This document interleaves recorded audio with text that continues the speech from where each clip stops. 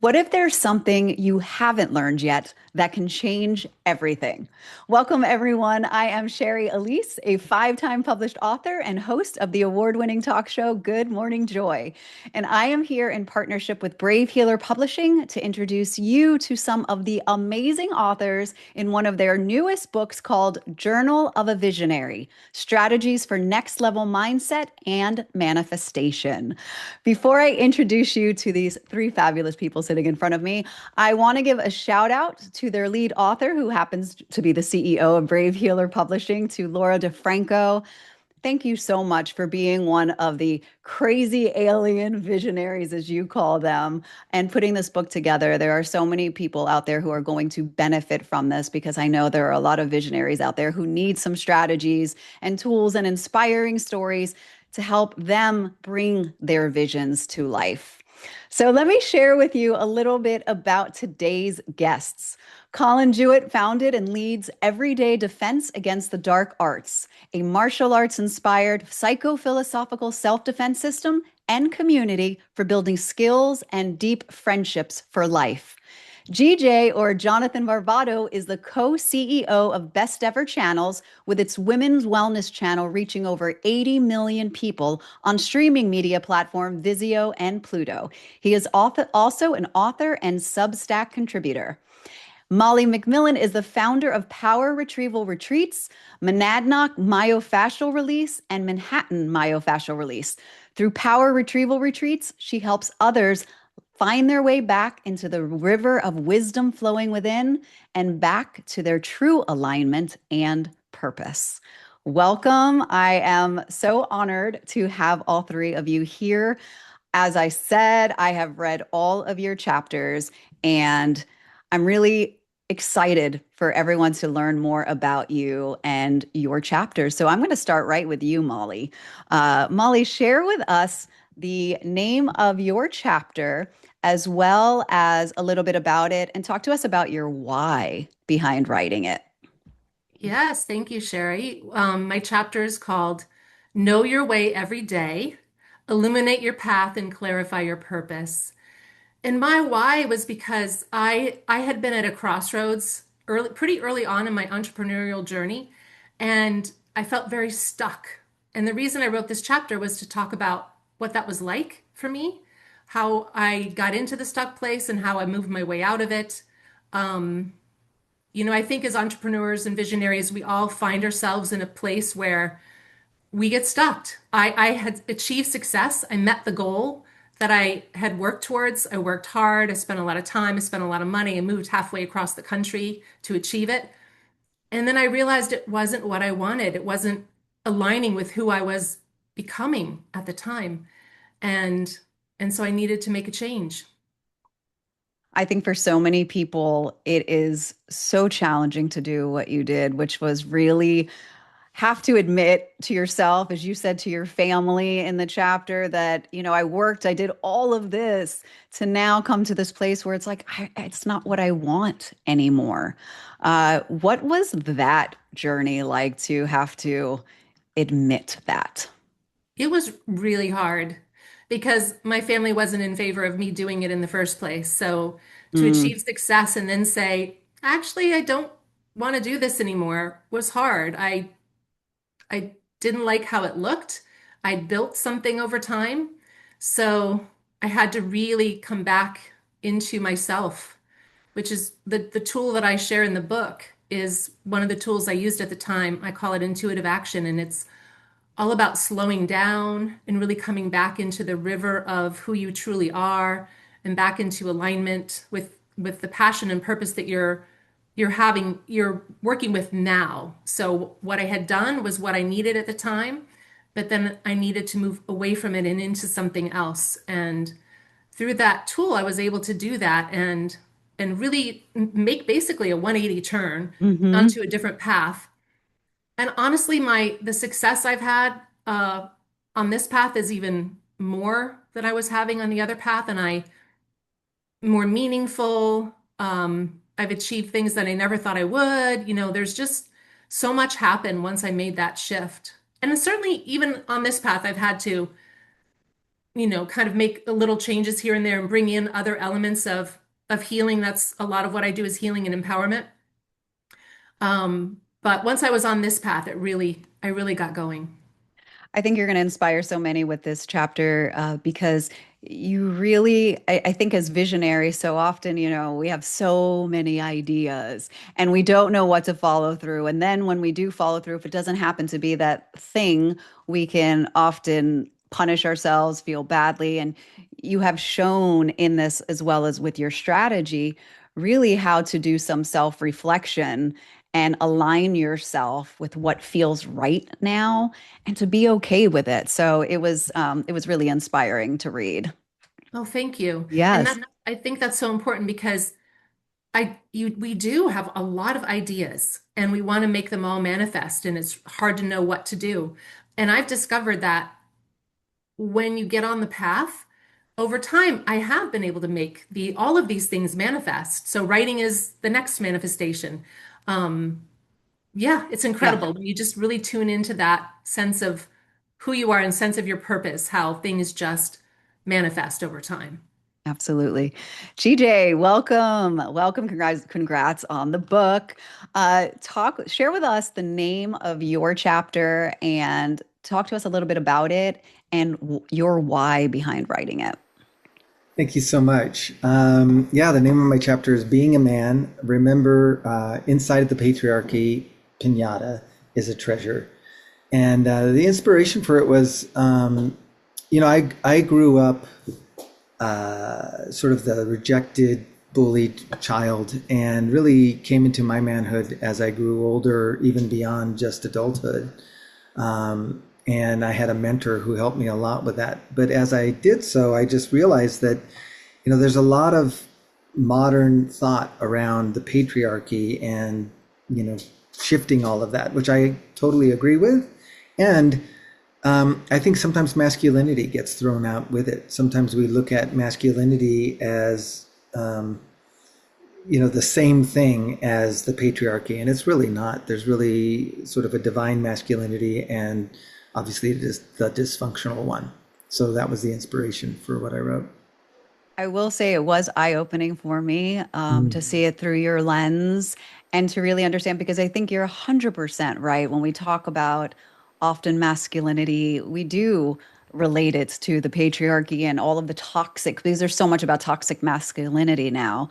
Yeah. So to be able to see it from your eyes and from as a woman to be able to see it through that lens, to go, you still can be masculine, you still can be soft, you still can, have all of those desires of wanting to be there for your partner, to still hold all of that space. It was really enlightening for me. So I Mhm. want to say thank you for that. And I loved I loved the automobile hand holding because my partner in his chapter he talks about, well, you share a little bit about that because it was a great setup. It was a great setup for your chapter in terms of, yeah, just what that looks like from your lens. Yeah, well, it's actually a very true statement. My wife and Yeah. I, when we have two cars and we're driving back home, I will follow her, and it's sort of a watchful follow, but it's not spoken that way. It's just, Yeah. rather than driving independently or whatever. And so, yeah, so I call that automobile handholding. And I And bring it up because I feel like it still carries like there is that, I will say, protection, that taking care of, but there's still, it felt like it was like both. It was like the protection, taking care, but still the independence of you right. two. And it really set up, like you really brought me into your story. It really set up the whole conflict that you had with somebody and the inner beast within. Yeah. Which can you share a little bit about the inner beast? Yeah, it's funny because I've been told not to use that term, inner beast, because it Mm, sounds so threatening, right? Beast. And I did it intentionally because I feel like we do think that this nature, this beastly nature, needs to be squashed, and it's aggressive. And my point is, no, really, that inner strength is what we need to have the ability to hold back the sort of beast within. And so when I'm talking about inner beast, I'm saying, hey, you know, there is an aspect of everyone, and everyone has a male female side. But I think men particularly are being told right now, oh no, you know, suppress anything that looks like anger or aggression Hmm. or rage. Well, yeah, they definitely should be used as a reaction, not a response. I mean, a response, not a reaction. But at the same time, as I say in my chapter, I'm stronger because I know I've got this guy next to me, Hmm. and he's not in charge. I am. That was the, you know, journey through my shadows to discovery.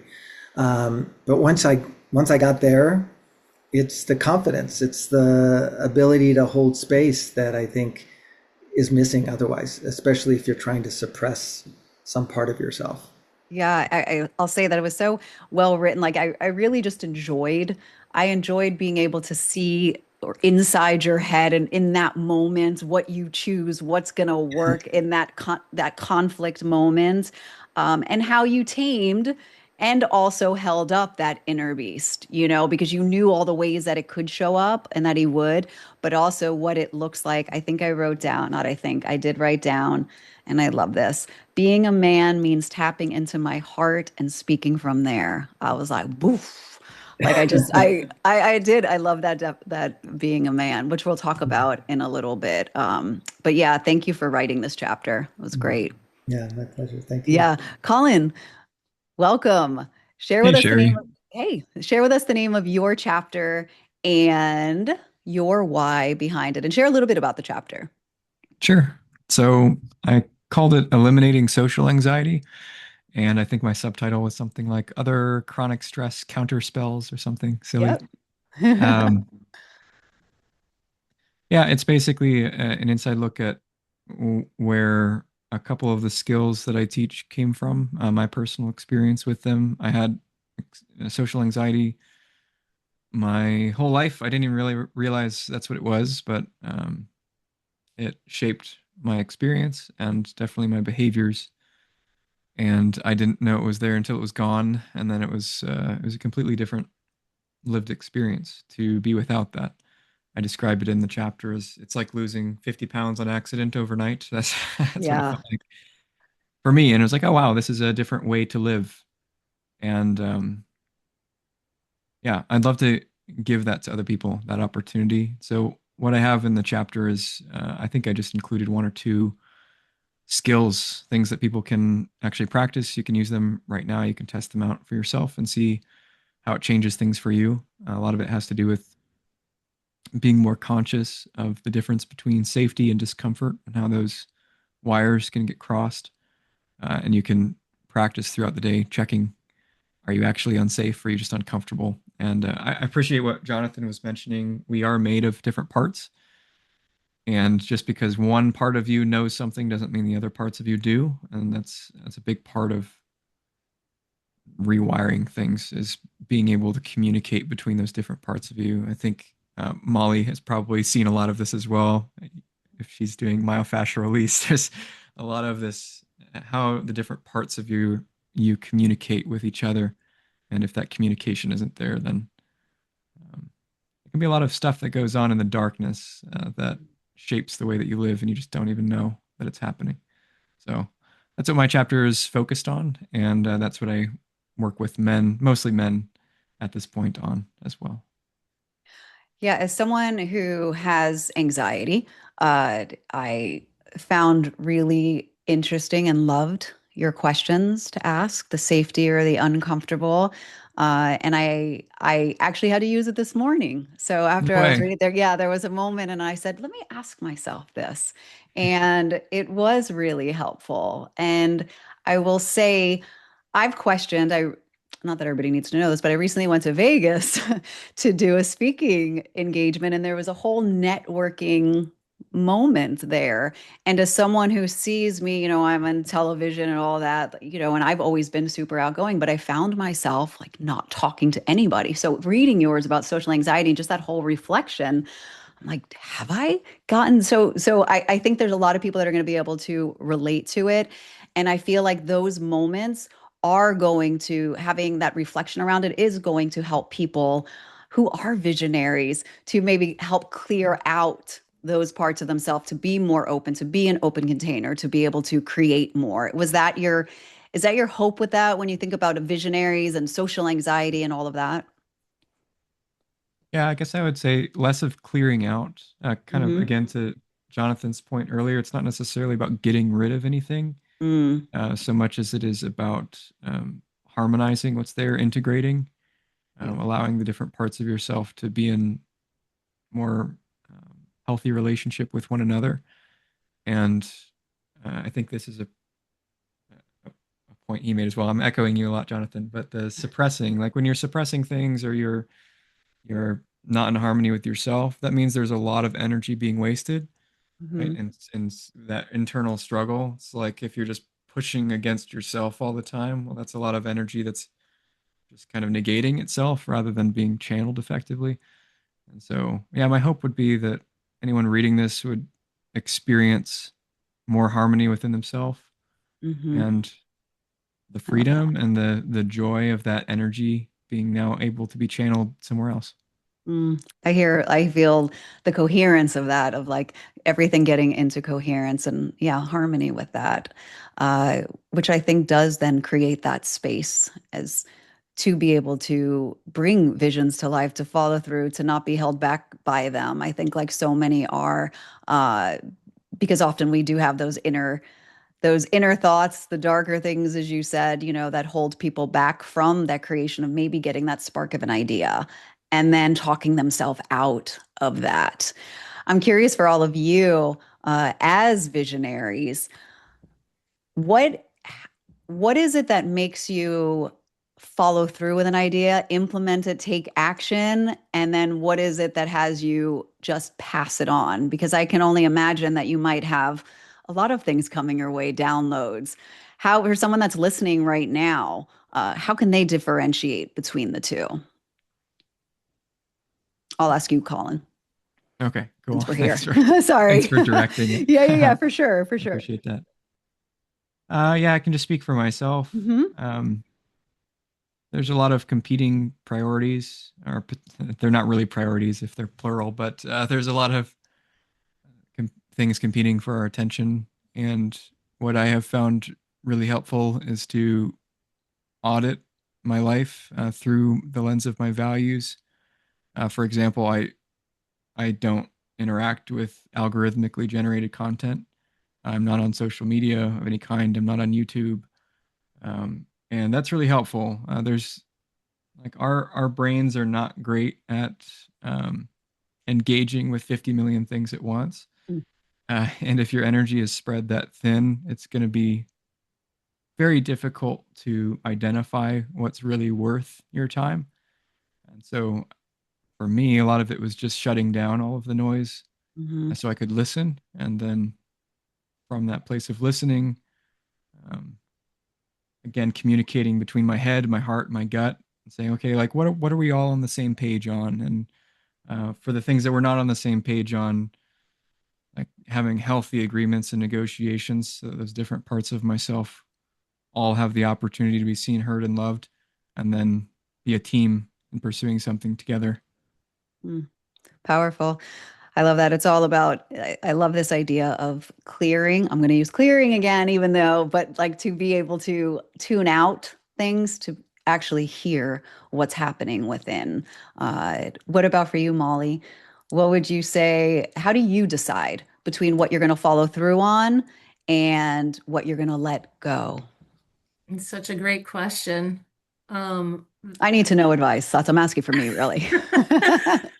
I, I think the first thing that I do when I have an idea is I feel into it in my body. I'm such a body oriented, energy Hmm. oriented person. I feel into that and I feel how excited I am or not excited about the idea. And then I think about what it would look like. I have a vision of what it would be and how, and then I start thinking about, well, how would I get there? How would I achieve this dream? How would I actually make it happen? And if it doesn't feel really exciting in my belly, and if I don't have a clear vision of how it's going to look, and I think about the steps to get there, and they don't really align with where I am or what I'm doing in my life, then I just let it go. And sometimes it's I'll shelve that for later. I'll do that Hmm. another time. Like writing a book, that's something I've shelved until now. So knowing it was something I wanted to do, but I just didn't have a clear vision of how I was going to get it done or accomplish it. And I also feel over time I've learned what my strengths are, what my more of what my purpose is. So automatically things that don't align with my strengths or my purpose, I just, even though they seem really great and Yeah. fun, like inventing. I tried to invent something when I was in Boston. My son was very young and a baby, and they don't shovel the sidewalks in Boston. So I would take him out in a stroller and I would have to just deal with picking up the stroller and moving him across the snow. And I thought, oh, I'm gonna invent a stroboggan, a stroller that then the wheels would come up, and the sled, the sleds would go down and then I would push. It's a great idea. Somebody Yeah. out there might want to do it. But I just was like, no, I can't do this. This doesn't align with who I am. Yeah, I love that. Well, first, I'm glad you said yes finally to the book, that you're allowing this to come into manifestation. So, great Thank advice. GJ, what about you? How do you decide I what love you're? the Stravog, I'm I just sitting know. on that for a minute. And I was thinking she was going to say a stroller plow, right? Because, I'm thinking, oh, yeah, because you just push through it. That's But, pretty good I too. love the Stravog. And I agree with Molly. I think for me, it's all about finally honing in on my purpose enough that I know that's sort of my weigh everything against it, and it's Colin was also mentioning with values and both Colin and Molly said, they feel into their body, they're using their heart and their mind. I've discovered my mind.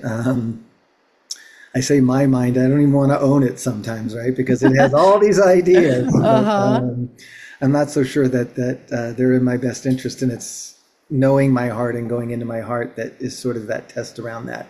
But I decided my purpose is really all about bringing stories to the mainstream that uplift people. And so if I'm doing that with my writing, that's great. If I'm doing that with my TV network, that's great. If I get an opportunity to invent a Straboggan, um, mm, it's harder to understand how that would fit in. And so I weigh everything. I'm up to lots of things. I'm a manifesting generator by human design. Those of you Hmm. who know that. So I have to think about a lot of things and I can make a lot of things happen. But if I don't focus on a singular purpose, then I end up getting confused and lost. So that's what I do. Yeah, great. I mean, that's honestly how I dwindle down like mine as well, is, is it spreading good? Is it doing, and does it make me feel good? So I totally get that. A lot of people, that what we all have learned is that what marks a master is a beginner's mind. And I find that a lot of visionaries use their curiosity superpower on this journey, on this visionary journey. Is there another superpower that you think is used when you think about how you serve people every day? Yeah, for me, it's gratitude. Mm, I believe I focus and really try to make sure that I'm looking at the future with curiosity. That's a challenge sometimes, but instead of worry or anticipation, it's curiosity. I wonder what's going to happen if I do yeah. this. And then but I look at the past with gratitude rather than regret or anything else. It's just wow, what an amazing life I've had, and I think gratitude it puts everything in perspective.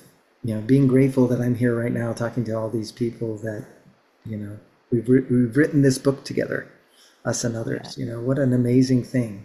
And just stopping long enough to kind of enjoy the flowers I'm smelling today. Mm. I love that. Gratitude is a superpower. I think whether you're a visionary or not, for all of us, to be able to hold that, I think it's a compass and it lays out this beautiful path for us. I see like doors opening when we use gratitude for everything. So Mhm. thank you for that. What about you, Colin? Is there a superpower that you think is used when you think about how you serve every day? Yeah. Sorrow. Talk to us about that. Yeah, I had a guest on my podcast a while back, and I was in kind of a weird state for the interview. I'm sure none of you have ever done an interview where you're a little off, right? But Don't be anyway, so sure. um, I was in kind of a weird, kind of hyperactive um, state, and she stayed extremely grounded and very calm, and we just lived in that tension for the whole interview. It was really strange.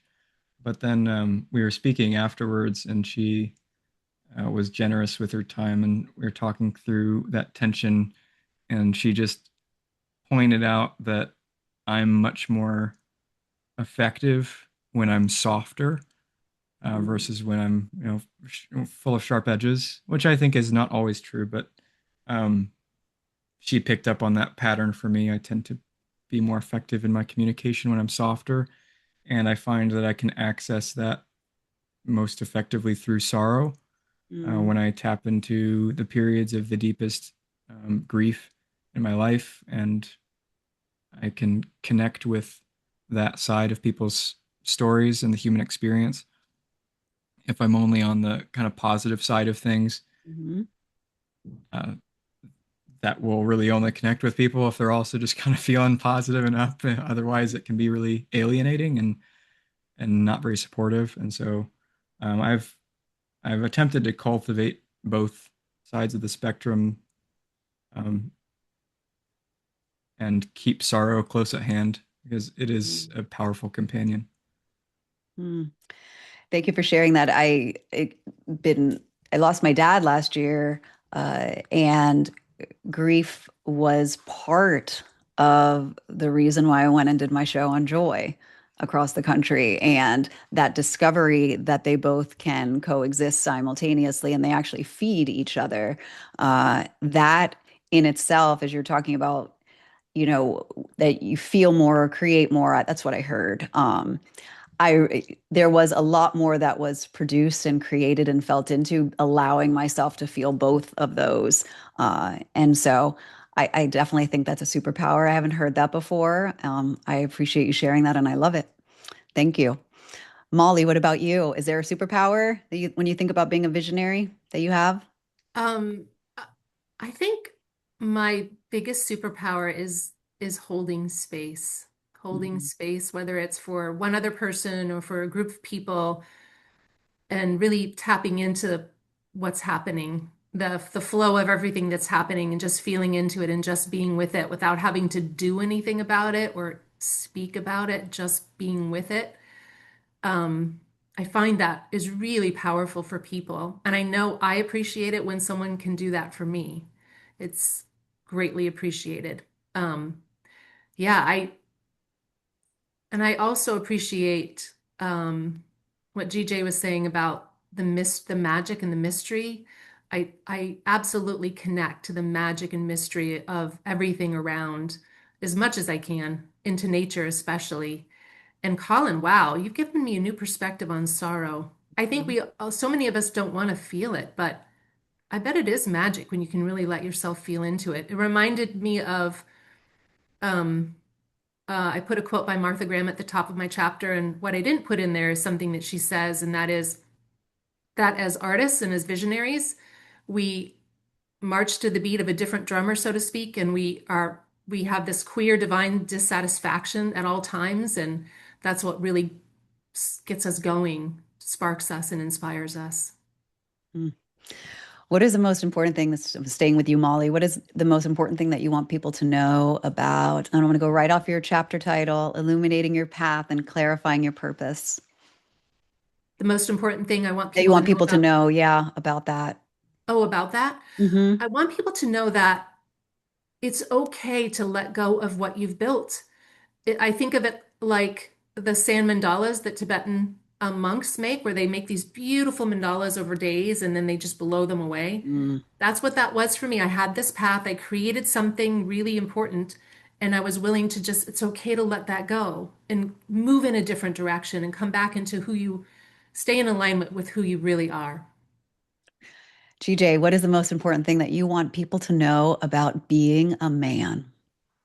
I think it's really important that we explore our shadow side and that we know that we're a complete person when we can face every part of ourselves. And I think, look at, I've been through many opportunities to see parts of me that I didn't like, didn't want, was in denial of.